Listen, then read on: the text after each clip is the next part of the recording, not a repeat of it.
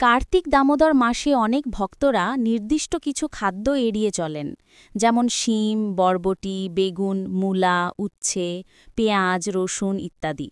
এর কারণ শুধু নিষেধ নয়, বরং এর আধ্যাত্মিক ও শাস্ত্রীয় ব্যাখ্যা আছে। কার্তিক মাসকে বলা হয় ভক্তির রাজা মাস।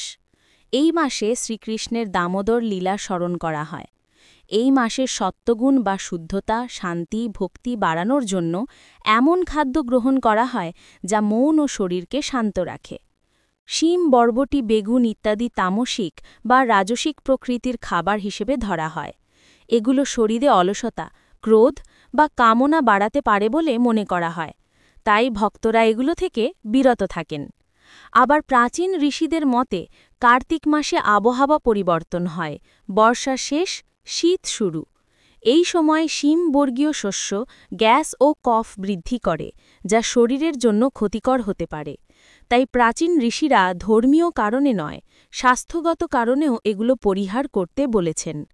হরিভক্তি বিলাস, পদ্মপুরাণ ও স্কন্দপুরাণে বলা আছে, কার্তিক মাসে ভক্তরা সাদামাটা, নিরামিষ ও পবিত্র আহার গ্রহণ করবেন। যে ভক্ত দামোদর মাসে তামসিক খাদ্য পরিহার করে, ভগবান বিষ্ণু তার প্রতি সন্তুষ্ট হন।